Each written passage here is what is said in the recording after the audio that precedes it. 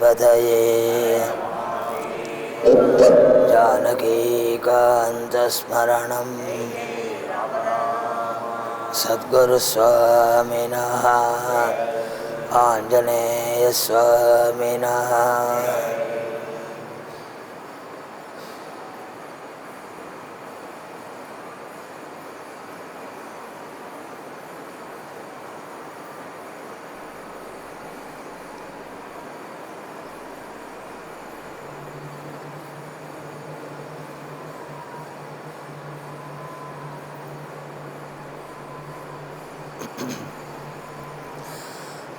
विंशस्तवकद्विषे तनुभृतां दारिद्र्यमुद्राद्विषे संसाराख्यतमोमुषे पुररिभोः वामाङ्कसीमाजुषे कम्पातीरमुपेयुषे कवयतां जिह्वाकुटीं जग्मुषे विश्वत्राणपुषे नमोऽस्तु सततं तस्मै परञ्ज्योतिषे चन्द्रापीडां चतुरवदनां चञ्चलापाङ्गलीलां कुन्दस्मेरां कुचभरनदां कुन्तलोद्धूतभृङ्गां मारारातेर्मदनशिखिनं मांसलं दीपयन्तीं कामाक्षीं तां कविकुलगिरां कल्पवल्लीमुपासे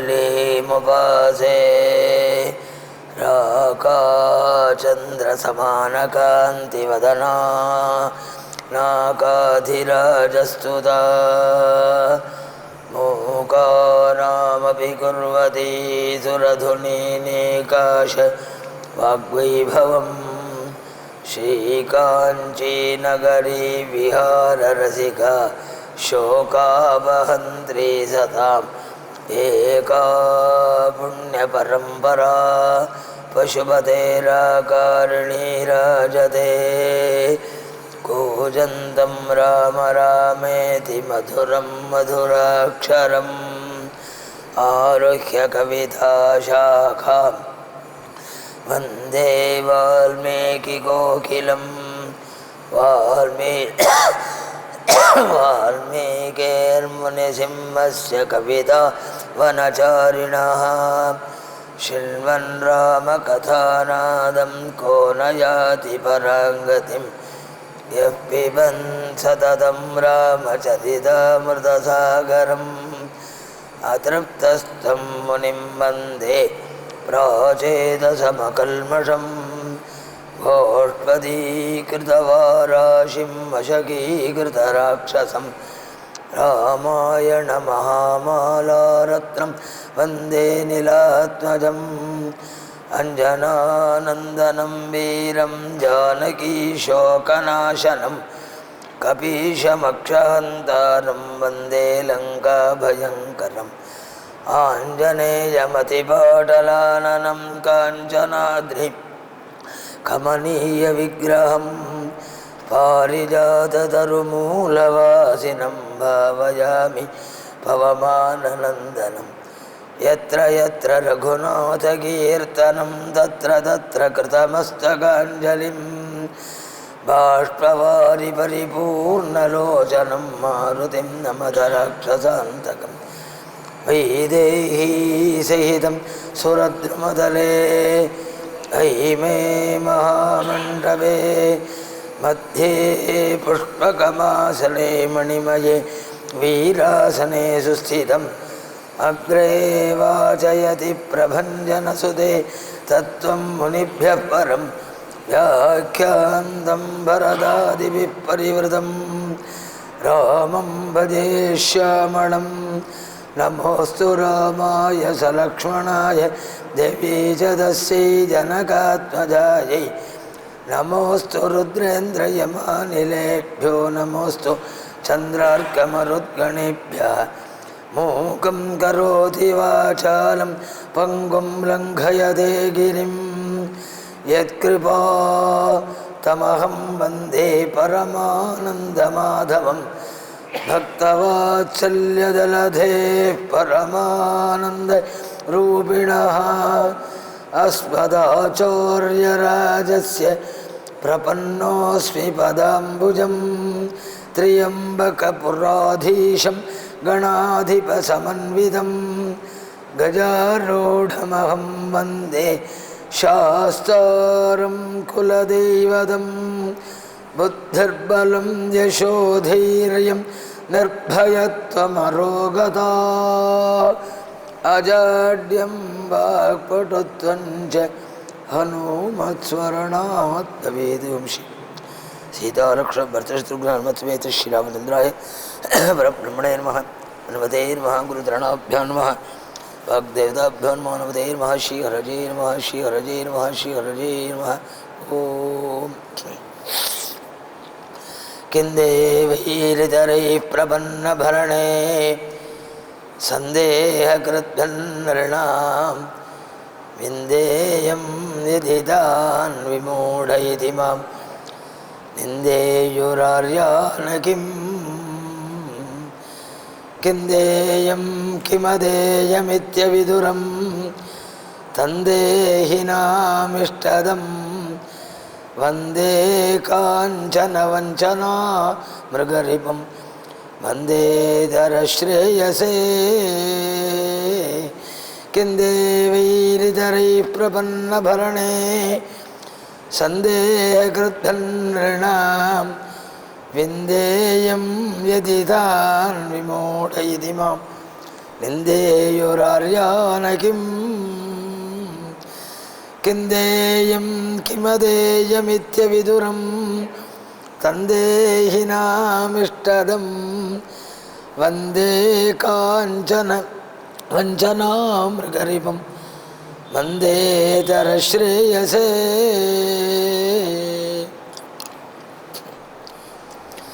श्रीपतिயான பரமாத்மா ஸ்ரீனிவாசன்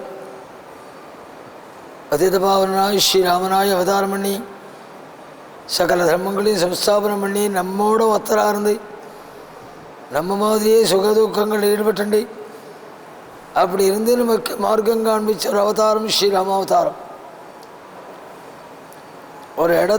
ஒரு இடத்துல உள்ள குறைகளை போக்குறதா இருந்தால் அந்த இடத்துல இறங்கினா தான் போக்க முடியும். ஜெய ஜெய ராம.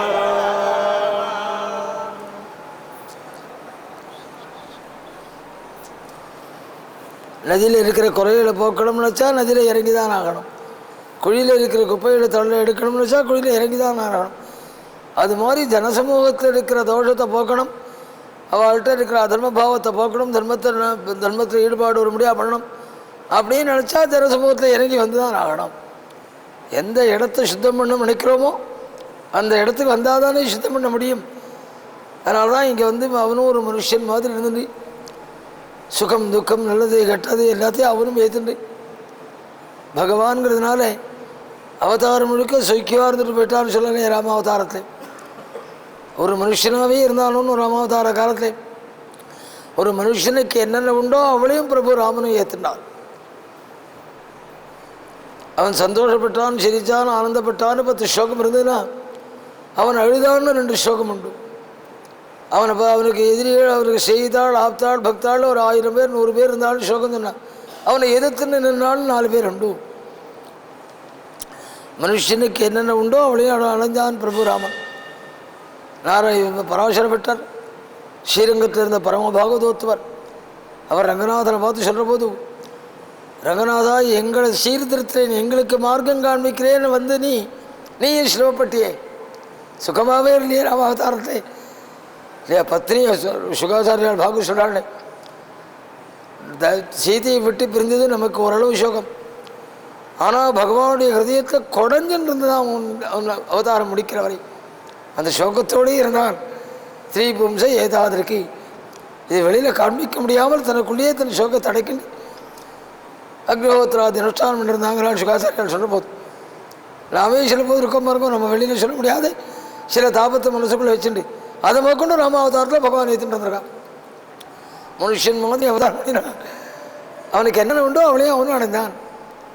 பராசரப்பட்டு சொன்னால் ரங்கநாதனை பார்த்து சொல்கிற போது, எங்களை சீர்திருத்தத்துக்கு மார்க்கம் காண்பிக்கிறதுக்கு நீ வந்துட்டு நீ எங்கள் மாதிரி ஒருத்தர் மாதிரி இருந்துட்டு சுக துக்கங்கள் அனுபவிச்சுட்டு வந்து எங்களுக்கா நீ கஷ்டப்பட்டியே, அது எதை போல இருக்கு தெரியுமா? நாள் ருக்னே தோகே சைவ ஜனனி தத்கஷாயம் பிபந்தி தத்தத்வர்ணாஷ்ரம விதிவசா கிருஷ்யதே ரங்கராஜா.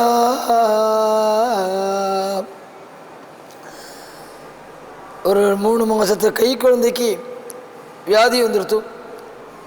அந்த அம்மா என்ன பண்ணாலும் ஒரு டாக்டர்கிட்ட கொண்டு போய் காண்பிச்சாள். அந்த நாளெல்லாம் சித்த வைத்தியம் ஆயுர்வேதம் தெரிஞ்சவாள் தானே அந்த நாளில் வைத்தியம். அந்த டாக்டர் சொன்னால் சில பச்சளையில் கொடுத்து இந்த நன்னா ஒரு படி ஜலத்தில் போட்டு கொதிக்கிற வரை கொதிக்க விட்டு 3 வேளையில் குடித்தா சரியாக போயிடும் அப்படின்னார். அந்த அம்மாவுக்கு தூக்கியாரி போட்டது. என்ன டாக்டரே முன்னாடி குழந்தைக்கே நீங்கள் வைத்தியம் பண்ணது இல்லையான்னாள். ஏன்னு கேட்டாள். குழந்தைய 3 மாதத்து குழந்தை ஒரு படி ஜலத்தை 3 வேளையில் குடிக்கணுங்கிறது என்ன இது சாத்தியமான நாள். டாக்டர் சொன்னால் மருந்து குழந்தைக்கு இல்லை உனக்குன்னாள். அவர் சொன்னால் அந்த அம்மா சொன்னால் குழந்தைக்குன்னா வியாதின்னாள். நீ மருந்து சாப்பிடு குழந்தைக்கு வியாதி நிவர்த்தி ஆகிடும் நாளாம். குழந்தைக்குன்னு அம்மா பசி பெட்டு கிடந்துட்டு 10 மருந்து சாப்பிட்டுண்டு குழந்தையுடைய க்ஷேமத்துக்குன்னு எத்தனை வேதனை ஏற்றுக்கிறாள். அது மாதிரி அவனுடைய குழந்தைகளான நமக்குன்னு பகவான் கீழே இறங்கி வந்து சுகதுக்கங்களை ஏற்றுண்டு 10 நிமிஷங்களை ஏற்றுண்டு நமக்கு மார்க்கதரிசியாக இருந்து அப்படி பரிசிரமப்பட்ட அவதாரம் ஸ்ரீராமாவதாரம். அதனால தான் அந்த அவதாரத்துக்கு ஒரு தனிய கம்பீரியம் கொடுத்து காப்பாற்றினாள் பெரியவாழ்லாம். பாகவதத்தில் மகுண்டு ஏகாதசத்தில் ஒரு கேள்வி கேட்குறதே யார்? கிருஷ்ணனுடைய தப்புனாரான வசுதேவா தேவிக்கு கேட்குறாள். பகவான் பல அவதாரம் பண்ணியிருக்கான்னு சொல்கிறேனே, இனிமேல் கலியுகம் பிறக்க போகிறது. ராமா கலியுகத்தில் எந்த அவதாரத்தில் எல்லா தினங்களும் ஈடுபடுவாள். கேட்குறது யார்? கிருஷ்ணனுடைய மாதாபிதாக்கள் பகவான் கோபாலனும் இருக்கான். நம்ம மாதிரி உள்ளவாளாக இருந்தால் மரியாதைக்காவது எல்லாம் கிருஷ்ணன் கிருஷ்ணான்னு கையை காட்டி வந்துடுவோம். மகான்கள் போய் சொல்லுவாளா? கிருஷ்ணனுடைய மாதாபிதாக்கள் கேட்குற போது எந்த அவதாரத்தில் கலியுகத்தில் ஈடுபடுவான்னு கேட்டபோது ராமாவதாரத்திலேன்னு கை காண்பிச்சாள். அந்த அவதாரம் தான் கலியுகத்தில் அத்தனை தினங்களும் விசுவாசம் வைக்க போகிறாள். யார் சொன்னது? கிருஷ்ணனுடைய மாதாபிதாக்களான வசுதேவா தேவிக்கு நாரதாச்சாரியால் சொன்னது. அந்த அளவுக்கு கல்யாண குணத்தாலே உலகத்தை முழுக்க வசமணின் ஒரு அவதாரம் ஸ்ரீராமாவதாரம். ஆச்சாரியன் கிட்டேருந்து நேற்றைய தினம் மந்திரத்தை ஸ்வீகாரம் பண்ணிட்டு இல்லை ஒவ்வொரு குடும்பத்துக்கும் மந்திரோபாசனம் ரொம்ப அவசியம். இந்த நாள்லெல்லாம் கல்யாணம் ஆச்சுன்னு வச்சுங்கோ 2-3 வருஷம் சொல்லியோ உடனே மந்திரோபதேசம் பண்ணிவிடுவாள். ஒரு 40-50 வருஷம் முன்னாடி எங்களை மாதிரி உள்ளவாள்லாம் யார் யாத்தாவது சாப்பிட கூப்பிட்டாலும் வச்சுங்கோ, உங்களுக்கு மந்திரோபதேசம் ஆகிருக்கா, உங்கள் ஆற்ற பூஜை எல்லாம் உண்டா, அப்படி இருந்தால் தான் போதத்துக்கு வருவோம் அப்படின்னு சொன்ன காலம் உண்டு. நானே சொல்லியிருக்கேன், அப்படி இருந்தால் தான் போதத்துக்கு வருவோம்னு சொல்கிற காலம் உண்டு. இப்போல்லாம் எல்லாம் சொல்கிறதில்லை. இல்லை 9 கட்டிங்கன்னு சொன்னாலே ஏதோ தண்டனை கொடுக்குற மாதிரி இருக்குது பல ஸ்திரீகளுக்கு. அப்படி இருக்கிறபோது கேட்டால் பட்டி கிடக்க வேண்டியதுதான். அந்த காலத்தில் கல்யாணம் ஆகி 4-5 வருஷம் சொல்லி உடனே மந்திரோபதேசம் பண்ணிவிடுவாள். யோ மந்திரம் தபசாலப்தான்னார் வால்மீகி. ராமனை பற்றி சொல்கிற போது மந்திரமும் சுதர்மானுஷ்டானம் பண்ணி பிறந்த பிள்ளையினா அவன் எப்படி தப்பு பண்ணுவான்?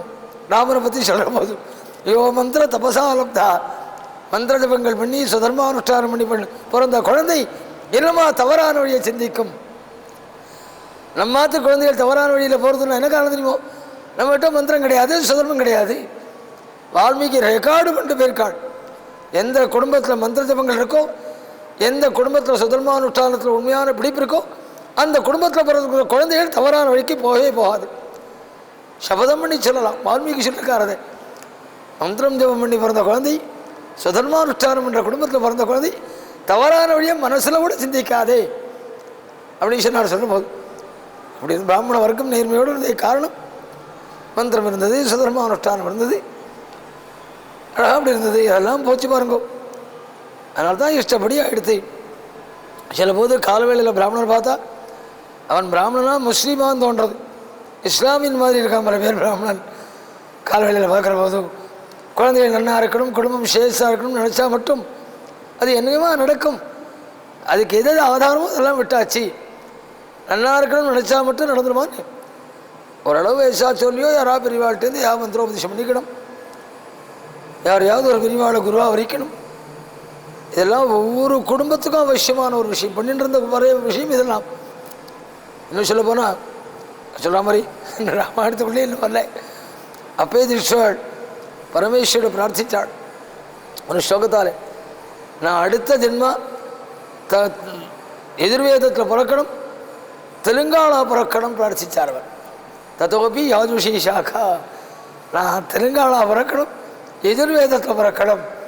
அவர் தமிழ்காரர், திருநெல்வேலி ஜில்லாக்காரர் அப்பே தீக்ஷாள். அதனால் அவர் நினச்சினாலும் ஆந்திராவில் பிறக்கணும்.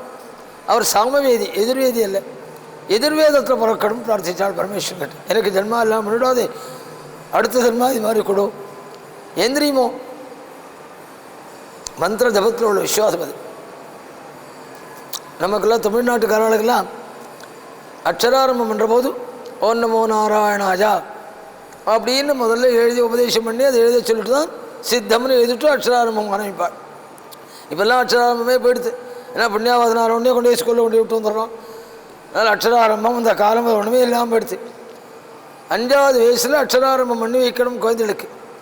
அப்போ முதல்ல அஷ்டாட்சரம் தான் நமக்கெல்லாம் உபதேசம் தமிழ்நாட்டுக்காரர்களுக்கு. ஆனால் ஆந்திராவுக்கு ஓம் நம சிவாய சித்தம் பஞ்சாட்சரம் எழுதி ஆரம்பிப்பாள். 5வது வயசுலேயே பஞ்சாட்சரம் உபதேசம் ஆகிடும் ஆந்திராவுக்கு. நான் தெலுங்கானா பிறந்திருந்தால் 5வது வயசுலேயே எனக்கு பஞ்சாட்சரம் கிடச்சிருக்கும். 2வது எல்லா வேதத்திலும் ஸ்ரீருத்ரம் இருக்குது, சந்தேகம் இல்லை. ஆனால் எதிர்வேதத்தில் உள்ள ஸ்ரீருத்ரத்தில் தான் பஞ்சாட்சரம் இருக்குது. மீதி சமவேதம் ஸ்ரீருத்ரத்துலாம் கிடையாது. எதிர்வேதத்தில் உள்ள ஸ்ரீருத்ரலாம் பஞ்சாட்சரம் சொல்லப்பட்டிருக்கு. அதனால் பஞ்சாட்சரம் இல்லாத வேதத்தில் நான் பிறந்துட்டேன். பஞ்சாட்சரம் சின்ன வயசுலேயே பஞ்சாட்சரம் காதில் விழாத தமிழ் வர்க்கத்தில் பிறந்துட்டேன். அடுத்த ஜென்மா ஆந்திராவில் பிறக்கணும், எதிர்வேதத்தில் பிறக்கணும் அப்படின்னு பிரார்த்தித்தாள். பஞ்சாட்சரம் ஜபம் பண்ணுறதுக்காகவே அவள்லாம் அப்படியே பஞ்சாட்சரம் ஜபம் பண்ணுறதுக்காகவே ஆந்திராவில் பிறக்கணும், எதிர்வேதியாக பிறக்கணும் பிரார்த்திக்கும் போது ஆந்திராவில் பிறந்து எதிர்வேதியாக பிறந்து பஞ்சாட்சரமே உபதேசம் பண்ணிக்காமல் இருந்தா அது எவ்வளோ பெரிய நஷ்டம். யோசனை பரவாயில்ல, எத்தனை பெரிய நஷ்டம். மந்திர ஜபம் ஒவ்வொரு குடும்பத்துக்கும் அவசியம். பிரபு ராமன் 12வது வயசில் மந்திரோபதேசம் பண்ணிட்டான் விஸ்வாமித்திரட்டேந்து. உபதேசம் பண்ணுற போதே த்ரயாணாமபி லோகானாம் ஏன க்யாதிங்கமிஷ்யசி. நல்ல மந்திர ஜபம் இருந்துருத்துன்னு வச்சுக்கோ, 3 லோகம் தேடி வந்து நமஸ்காரம் பண்ணுமாம். த்ரயாணாமபி லோகானாம் ஏன க்யாதிங்கமிஷ்யசி. 3 லோகத்தை அவருடைய புகழ் பரம் தேடி தேடி வந்து நமஸ்காரம் பண்ணுவாளாம். மந்திரேஸ்வரன் ஒரு பெரியவர். இங்கே விஸ்வாமித்திரன் சொன்னபோது வைஷ்ணவான மந்திரத்தை சொன்னாள். 3 லோகத்தை தேடி வந்து நமஸ்காரம் பண்ணுவாள்ட்டும். மந்திரேஸ்வரங்கிற ஒரு பெரியவர் ஸ்ரீவித்யோபாசகர்.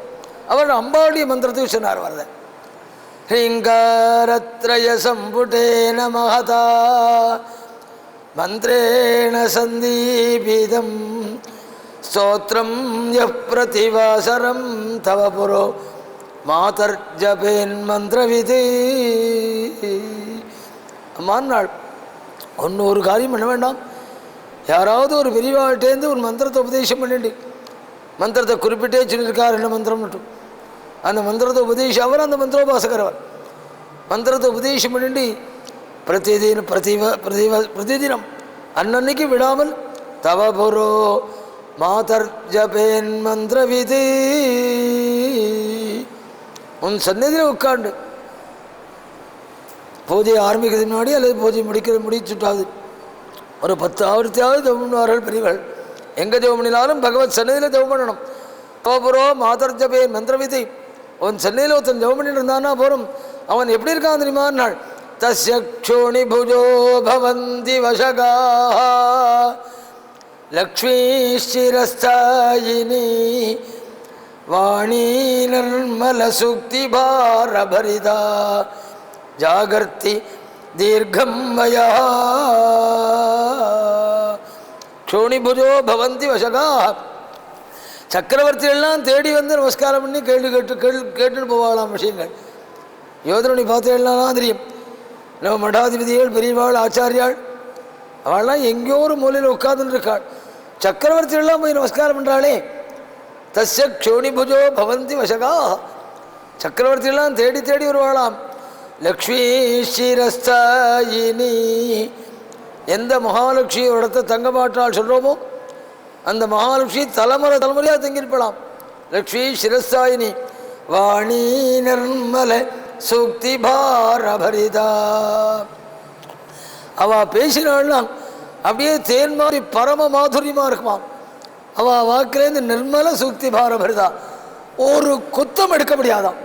இந்த அபசப்தம் பேசிவிட்டார் அவர் வாக்கில், அல்லது இந்த வார்த்தை சொன்னார் கேட்குற போது இன்னும் நாராசமாக இருந்தது. அந்த மாதிரி இருக்காத அவளுடைய பேச்சில். வாணி நிர்மல சூக்தி பாரபரிதா. ஒரு அபத்தம் எடுக்க முடியாது, ஒரு அவாச்சியமான சப்தங்கள் எடுக்க முடியாது. அது மாதிரி வார்த்தைகள் வருமா. இப்படி சொன்னதோடு மட்டும் இல்லை, இதுக்கு மேலே ஒரு டெஃபினேஷன் சொல்லியிருக்கார் ஒரு ஸ்லோகத்தில்.